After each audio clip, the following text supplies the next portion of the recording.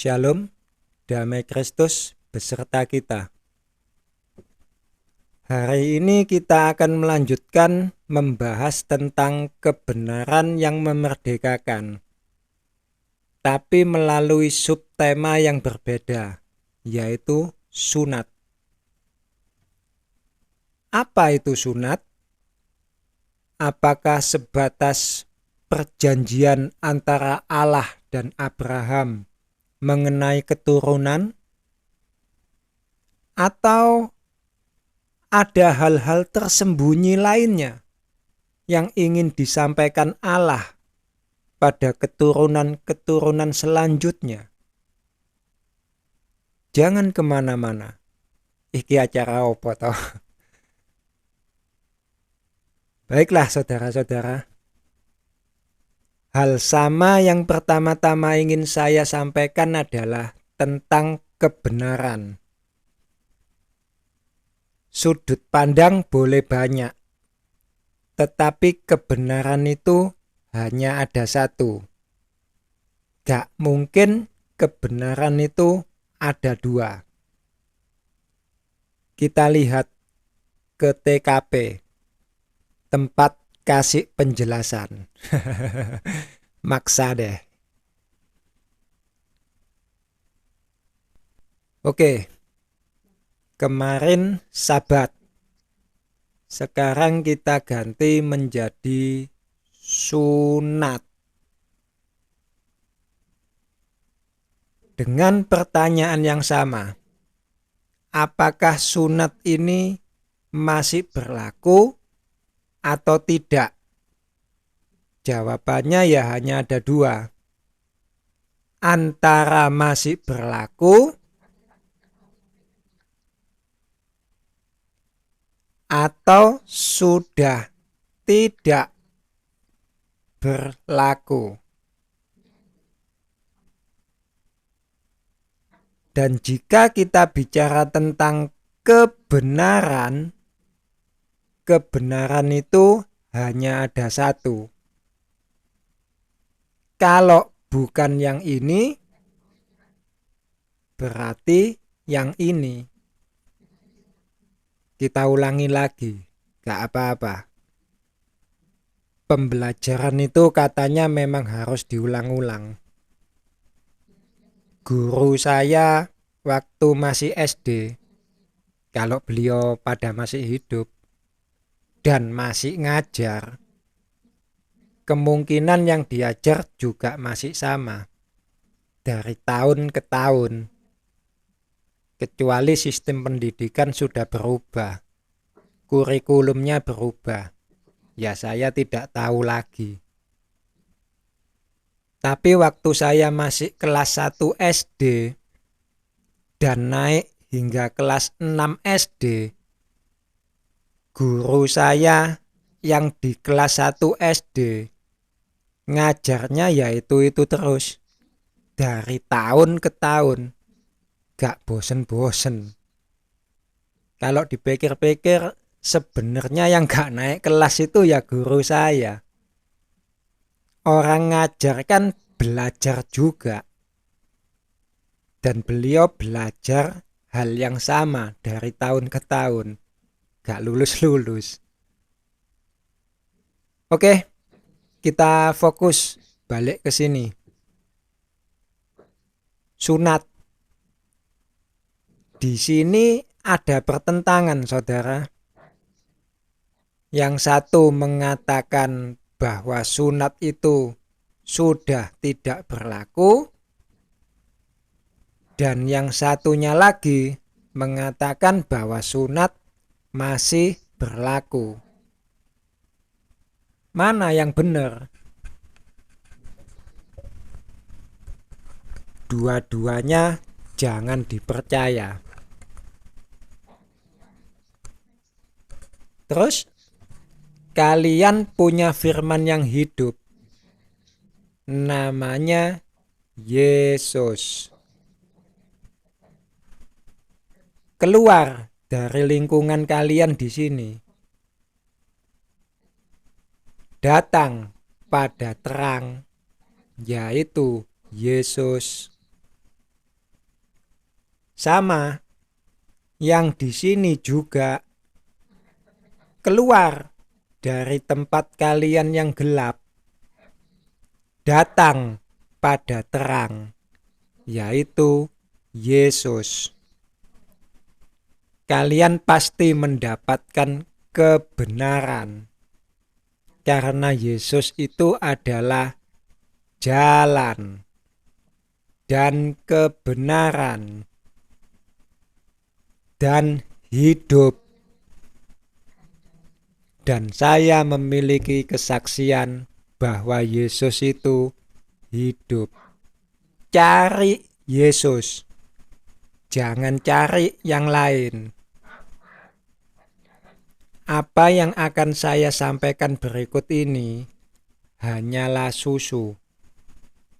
Kalau ingin makan makanan keras, cari Yesus. Oke, kita mulai dengan pembahasannya ya. Sunat. Sunat itu kalau kata Bang Iwan Fals maksud saya, ujungnya daging harus dipenggal. Anunya si buyung diiris. Kita ngobrol santai-santai aja dulu ya. Tapi sebelumnya saya harap kita semua yang ada di sini sudah pada dewasa ya. Karena di sini kita akan banyak bicara tentang alat kelamin. Khususnya alat kelamin pria. Manuk cucok rowo. Sorry, itu bahasa planet Mars. Bahasa gaulnya Mr. P. Atau nanti kita ganti dengan kata anunya. Gitu aja kali ya, biar gak risih. Sekali lagi, saya harap kita semua yang di sini sudah pada dewasa ya. Dan jangan berpikir yang aneh-aneh. Jangan berpikir yang jorok-jorok. Oh ya, satu hal lagi. Yang akan kita bahas di sini sunat pada umumnya, bukan sunatnya cewek. Cewek juga ada sunatnya.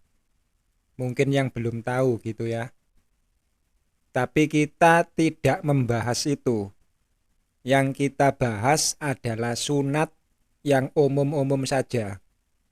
Dan sunat yang ada dalam kitab suci.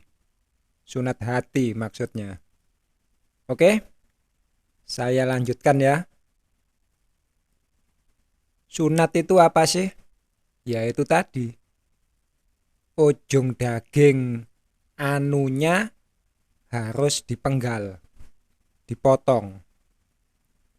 Kita ngobrol santai ya. Sunat itu kalau kita bicara di luar konteks dari kitab suci, sebenarnya ini termasuk dalam ajaran animisme dinamisme. Ajaran-ajaran agama prasejarah. Ini ada dalam pelajaran sejarah waktu saya masih SMA. Agama-agama zaman prasejarah. Megalitikum, Neolitikum, apalagi? Paleolitikum, saya lupa ingat. Agamanya Pithecanthropus erectus gitu ya. Agamanya Pithecanthropus javanicus, Pithecanthropus mojokertensis, soloensis, wajakensis. Kita ngobrol ngalor ngidul ya, santai. Dan salah satu ajarannya ya sunat ini. Sunat itu kan ada bagian tubuh manusia yang dimutilasi. Tujuannya ya untuk dikorbankan pada roh-roh nenek moyang.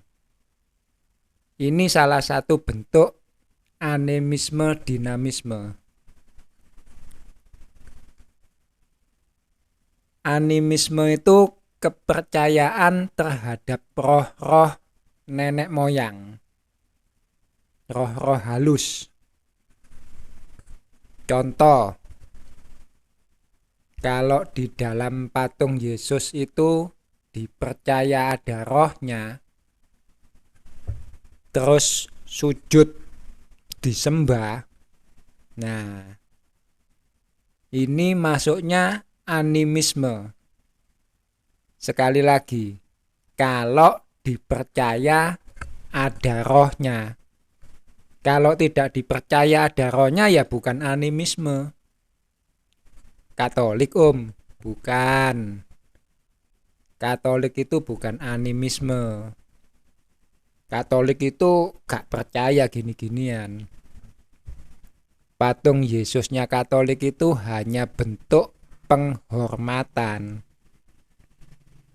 Jadi kalau ada orang tua kalian yang meninggal atau saudara yang meninggal, terus kalian bikinin patungnya, kalian sujud doa di depannya, ya gak apa-apa. Itu kata imam-imam Katolik, bukan kata saya. Juga bukan kata Yesus.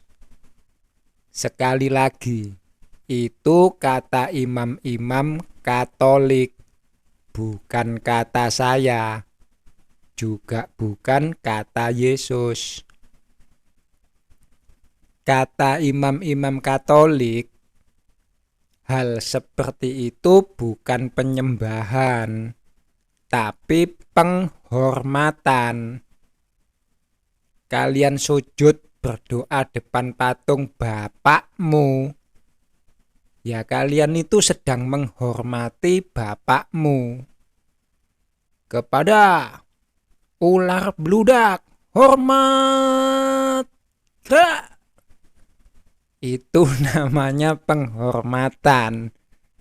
Tolong dibedakan penghormatan dengan penyembahan. Jangan salah ya.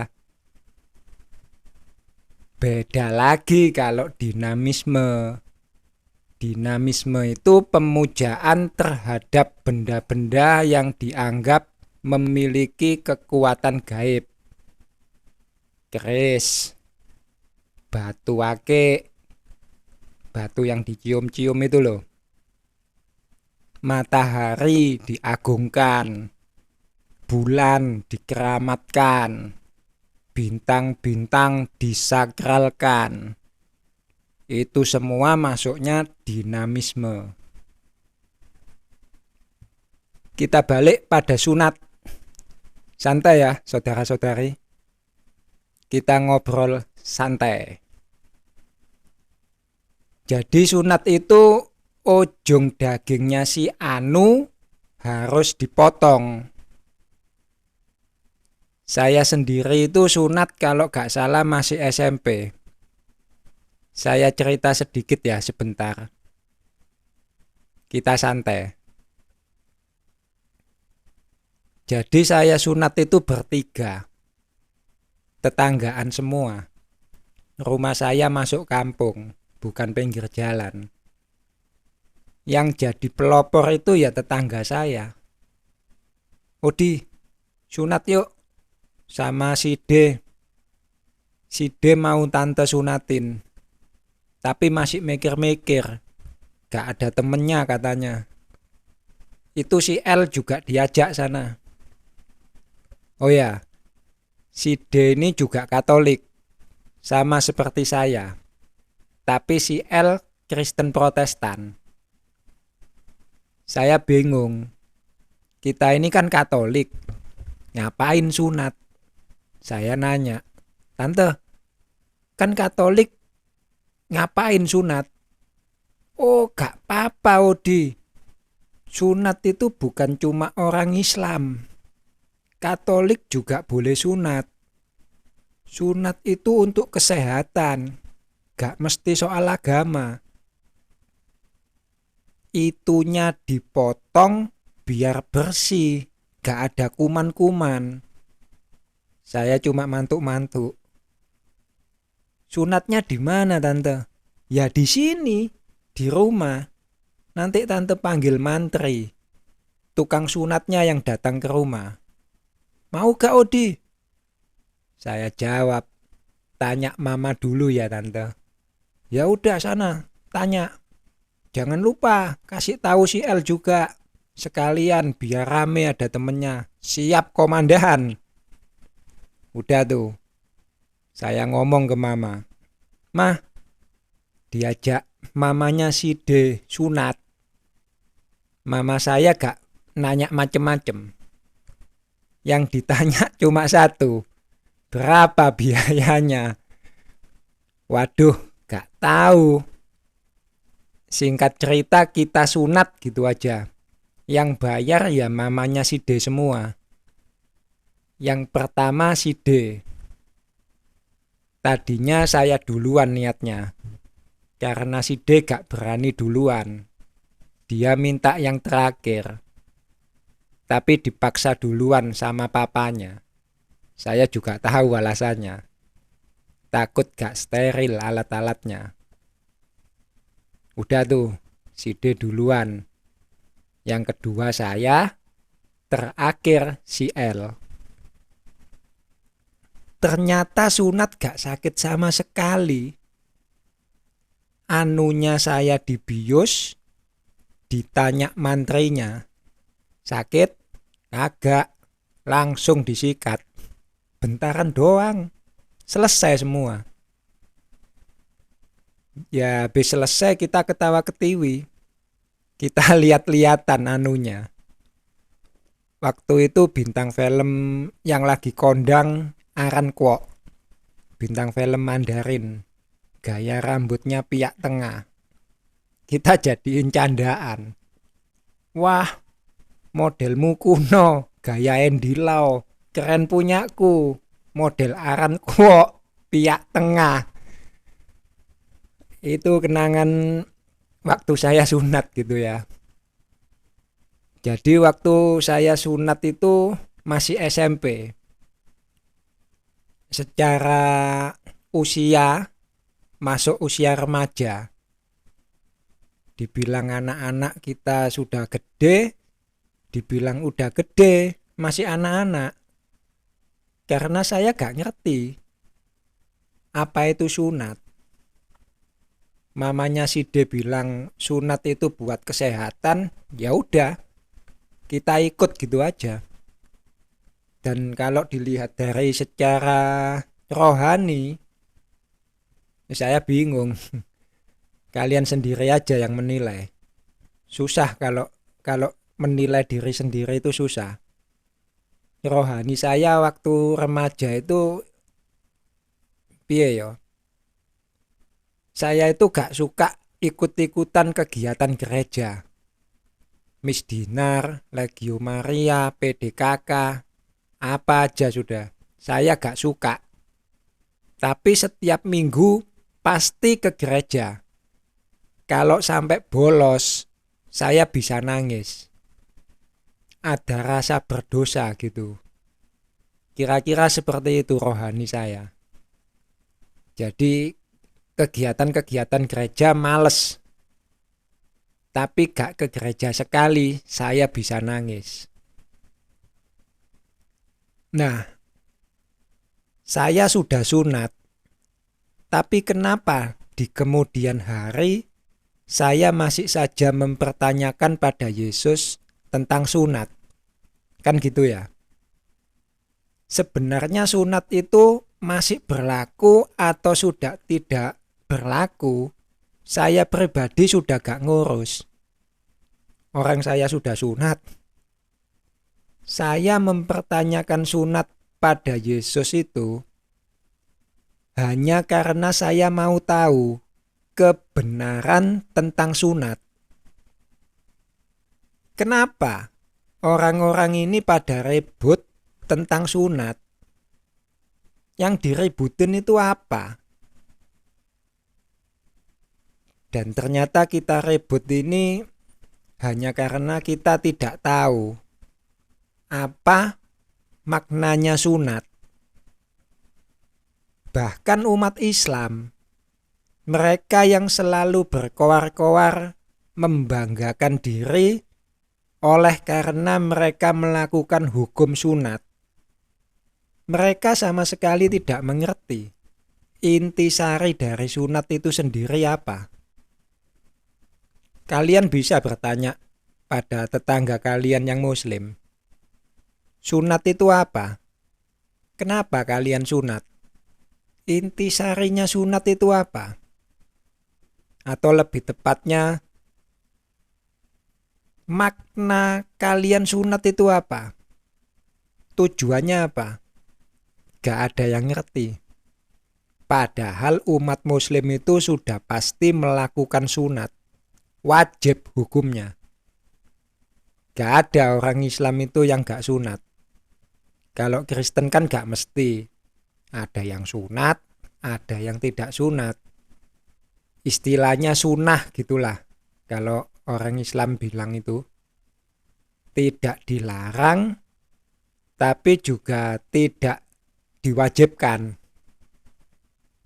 Kalian tanya saja pada yang Islam, yang sudah pasti semuanya melakukan hukum sunat. Sunat itu apa, kawan? Kenapa kalian ini wajib sunat? Gak bakal ada yang tahu. Paling-paling mereka akan jawab, sunat itu perintah Gusti Allah yang diberikan pada Nabi Ibrahim. Ibrahim maksudnya. Saya hidup di Jawa. Ibrahim jadi Ibrahim. Jadi kita sunat itu ya untuk menuruti perintah agama. Sunat untuk mematuhi perintah Gusti Allah. Taat maksudnya. Itu bagus. Intisarinya memang itu, taat. Tapi tujuan sunatnya itu sendiri untuk apa? Paling banter, mereka akan bilang untuk menjaga kebersihan.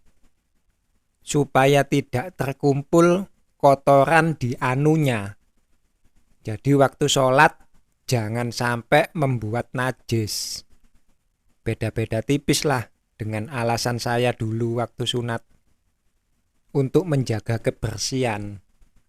Tapi gak ada embel-embel aturan agama.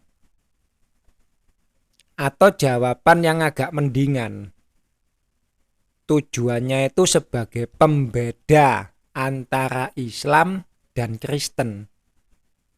Pembeda antara Muslim dan Nasrani. Kaum Muslim dan Yahudi melakukan sunat, tapi kaum Nasrani tidak melakukan sunat. Jadi tujuannya sebagai pembeda.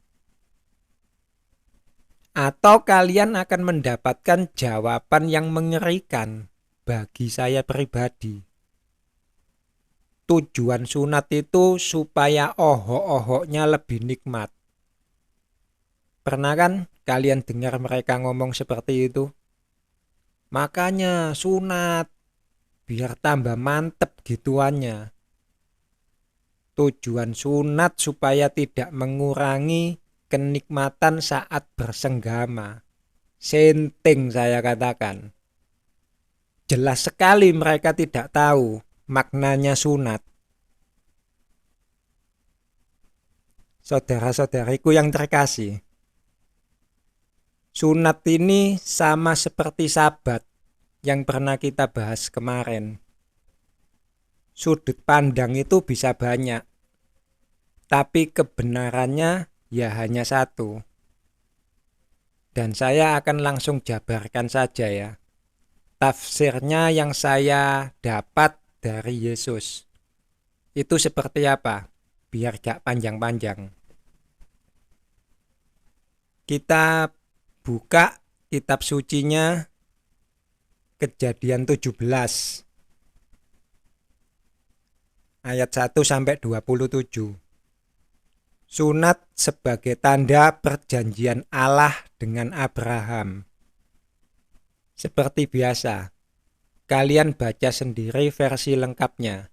Saya akan bacakan cuplikannya saja, yaitu ayat 13 dan 14. Orang yang lahir di rumahmu dan orang yang engkau beli dengan uang harus disunat. Maka dalam dagingmu lah perjanjianku itu menjadi perjanjian yang kekal.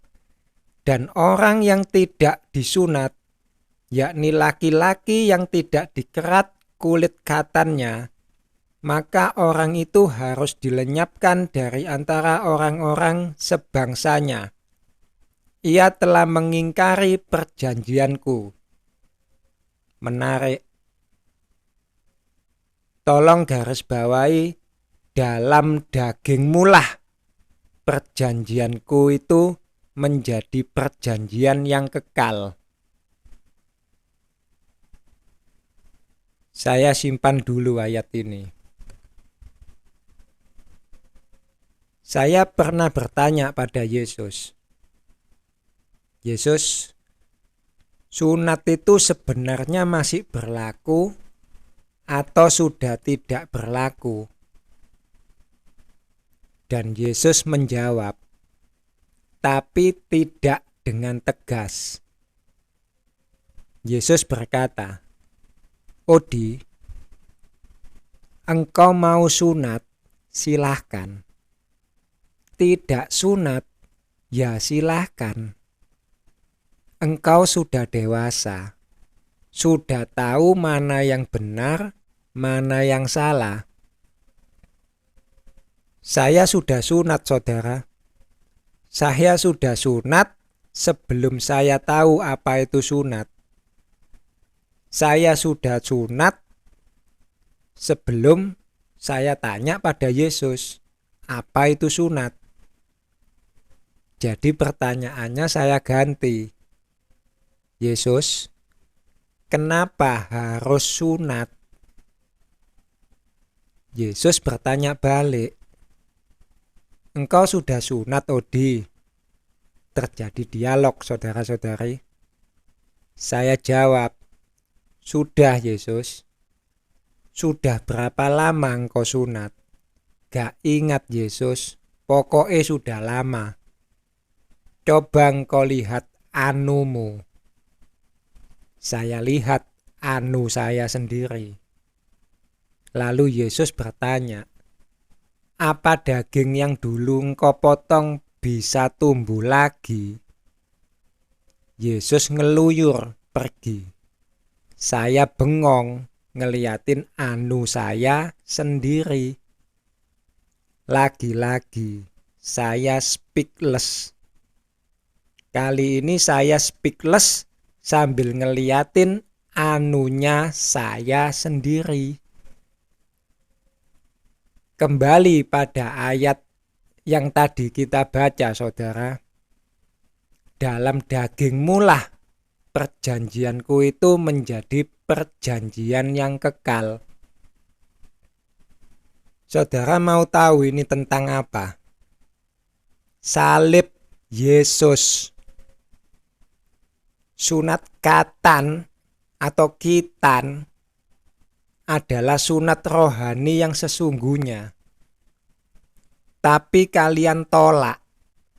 Seolah-olah kalian ini bisa melakukan lebih dari sekedar disalib.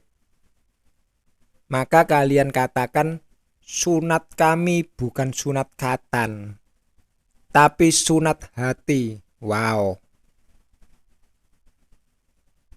Saya jabarkan pelan-pelan ya, saudaraku. Sunat khitan atau khatan itu adalah sunat rohani yang sesungguhnya, bukan sunat hati. Sunat hati itu justru sunat Taurat. Sunat khitan itu hanya satu kali dipotong, dagingmu tidak tumbuh lagi. Sudah selesai. Satu kali kekal untuk selamanya. Sama seperti salib Yesus. Yesus disalib hanya satu kali, mati satu kali untuk hidup kekal kita selamanya. Sudah selesai. Yesus gak akan disalib 2 kali. Tapi sayang sekali, kalian tolak.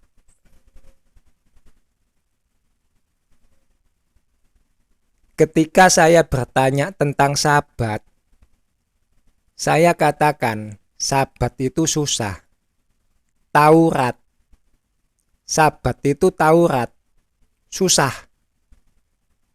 Sekarang sunat. Sunat katan. Sunat katan itu Taurat. Tapi kok gampang yo? Tinggal dides anunya, udah selesai. Lalu saya merenung ke sunat hati. Loh, ini susah. Sunat hati ini susah. Taurat ini. Sunat hati ini Taurat. Harus menjaga ini, harus menjaga itu. Gak bisa selesai. Harus dijaga terus. Kalau gak dijaga, bisa tumbuh lagi. Bukankah ini sama saja dengan kalian hidup di bawah hukum Taurat? Barang siapa hidup di dalam Taurat, harus menjaga hukum Taurat. Roma 2 ayat 25.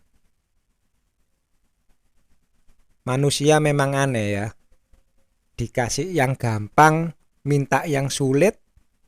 Dikasih yang sulit, gak bisa dilaksanakan. Akhirnya ngoceh. Ini susah. Ini gak relevan. Cari-cari alasan supaya tidak berlaku. Orang undangan banyak duit. Orang diundang gak dateng kok, sibuk nyari duit. Berarti kan banyak duit. Orang undangan banyak duit. Saya lanjutkan ya. Apakah sunat itu sebuah pilihan hidup? Maksud saya gini. Sunat ini kan ada 2 macam nih. Yang satu sunat katan, yang satu sunat hati. Apakah sunat ini sebuah pilihan? Aku sunat katan aja, jadi gak perlu sunat hati. Yang satunya lagi, aku sunat hati saja, gak perlu sunat katan. Sebuah pilihankah? Yuk, kita telusuri. Saya pribadi sudah sunat katan. Apakah saya masih harus sunat hati? Ternyata saya masih harus sunat hati. Kenapa? Karena saya masih hidup di dunia. Dunia ini tempatnya daging. Rumah bagi daging. Lah daging saya sudah dipotong. Mati. Mampus itu daging saya. Tinggal roh. Saya ini sebenarnya sudah hidup dalam roh. Rumahnya roh, bukan di dunia ini. Tapi saya masih ada di dunia ini. Jadi saya harus sunat hati. Menjaga agar roh saya terus hidup. Apa saya bisa sunat hati? Saya gak bisa dan gak akan pernah bisa. Tapi saya akan terus berusaha. Karena sunat hati ini adalah satu-satunya cara agar roh saya bisa bertahan hidup di dunianya orang mati. Sekali lagi, sunat hati adalah satu-satunya cara agar roh saya bisa bertahan hidup di dunianya orang mati. Sampai kapan? Sampai saya diizinkan pulang ke rumah di mana Yesus menjanjikan tempat bagi kita. Pulang ke rumah di mana roh saya memang seharusnya berada. Sabat untuk selamanya. Mari kita bersulang. Cheers! Sekarang mari kita balik. Sunat hati tanpa sunat katan. Dagingnya saja belum dipotong. Bagaimana bisa bicara tentang roh? Terheran-heran saya. Ini pasti orang kudus. Orang suci maksudnya. Orang kudus. Ntar nyantolnya orang Jawa Tengah. Repot ini. Saya ulang ya. Saya sudah sunat hati. Apakah saya masih harus sunat katan? Saya berani katakan, gak perlu. Engkau orang suci. Masalahnya, siapa yang berani berkata bahwa dirinya sudah sunat hati? Tolong maju ke depan. Saya akan menjadi orang pertama yang akan melempar batu. Yesus pernah berkata, siapa yang tidak berdosa, biarlah dia maju ke depan dan menjadi orang pertama yang melempar batu. Betul? Saya berkata, siapa yang sudah melakukan sunat hati, biarlah dia maju ke depan. Dan saya akan menjadi orang pertama yang akan melempar batu. Saya akan melempar batu bukan karena saya tidak berdosa, tapi justru sebaliknya. Karena saya berdosa, sekalian nyemplung. Saya mau uji, apa engkau benar-benar sudah sunat hati sesumbar mulutmu, atau hanya omong kosong? Bukankah Paulus pernah berkata, jadi, bagaimanakah engkau yang mengajar orang lain? Tidakkah engkau mengajar dirimu sendiri? Sunat hati, saudara. Sunat hati yang lebih penting. Yo, sunat hati. Saya dengar. Gak usah teriak-teriak. Izinkan saja saya menjadi penguji. Karena saya tidak percaya mulutmu. Sunat khatan yang gampang aja engkau gak lakukan. Bagaimana engkau dapat melakukan sunat hati? Sunat yang susah untuk dilakukan. Jadi izinkan saya menguji. Apakah engkau dengan ikhlas akan terima batu yang kulempar?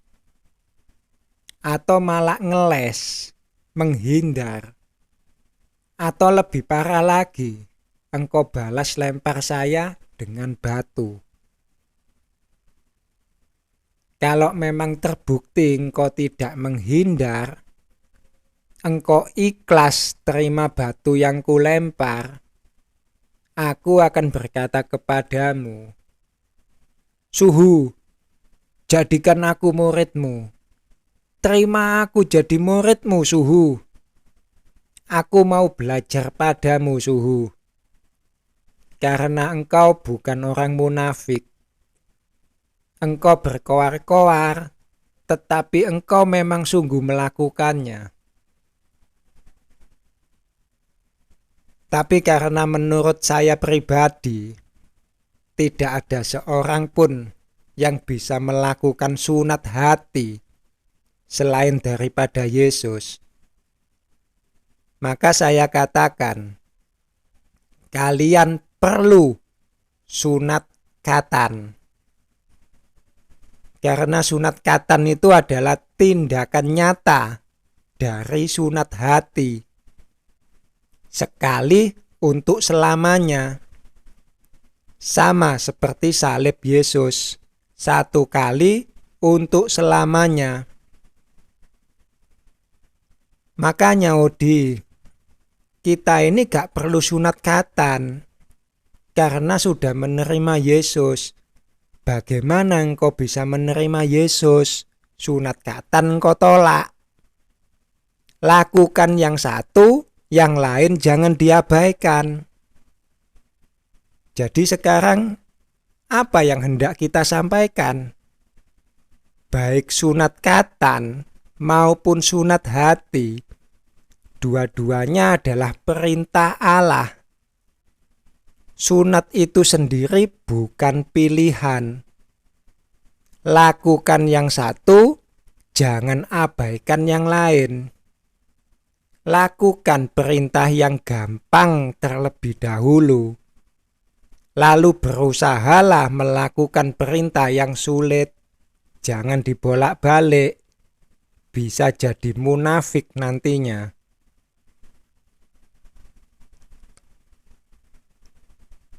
Saudara-saudariku yang terkasih, untuk kalian yang sudah bersunat khatan, lihatlah anunya kalian masing-masing. Apakah anunya kalian itu bisa tumbuh daging lagi? Seperti itulah kalian harus hidup di dunia ini. Dagingmu mati, rohmu akan hidup. Tetapi jika dagingmu hidup, maka rohmu akan mati. Itulah sunat khatan bagimu. Untuk mengingatkan bahwa dagingmu ini sudah mati. Jika engkau sudah bersunat khatan, tetapi engkau masih hidup dalam daging, sunatmu itu tidak ada gunanya.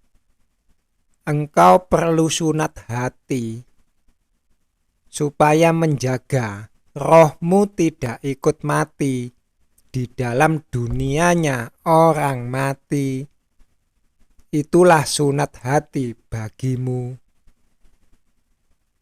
Dan untuk kalian yang belum bersunat khatan, ketahuilah tujuanmu diajar sunat hati itu untuk apa?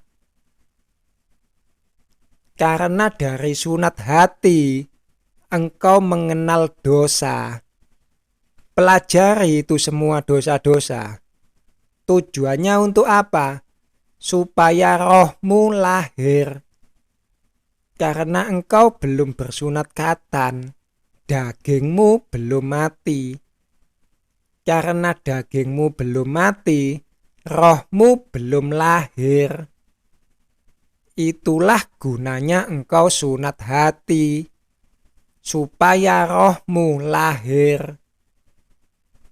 Kalau engkau sudah bersunat hati, tetapi engkau masih berbuat jahat, sunatmu tidak ada gunanya. Engkau perlu melakukan sunat khatan. Satu tindakan nyata dari sunat hati. Itulah sunat khatan bagimu. Kalau engkau bersedia menerima kebenarannya. Kalau mau merdekanya, yo sak karepmu. Makna dan tujuan dari sunatnya itu sendiri, tanpa embel-embel katan atau hati, adalah Galatia 5 ayat 16-26. Hidup menurut daging atau roh. Engkau sunat supaya rohmu hidup. Itulah makna dan tujuan dari sunat. Supaya rohmu hidup. Bukan untuk menambah nafsu bejatmu.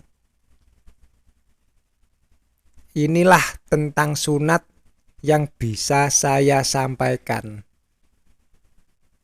Untuk lebih memahami lagi surat-surat Paulus yang membicarakan tentang hal-hal seperti ini, sunat, sabat, makanan haram atau halal, supaya tidak disalah mengerti, saya akan bahas lagi nanti.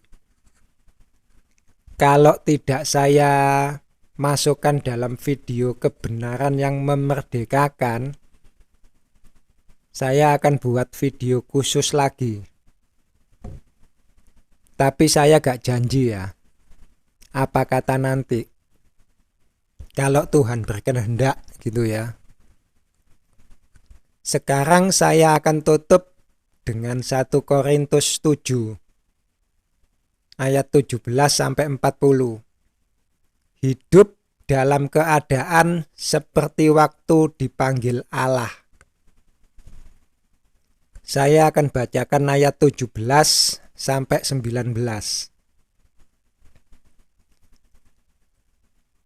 Selanjutnya, hendaklah tiap-tiap orang tetap hidup seperti yang telah ditentukan Tuhan baginya, dan dalam keadaan seperti waktu ia dipanggil Allah.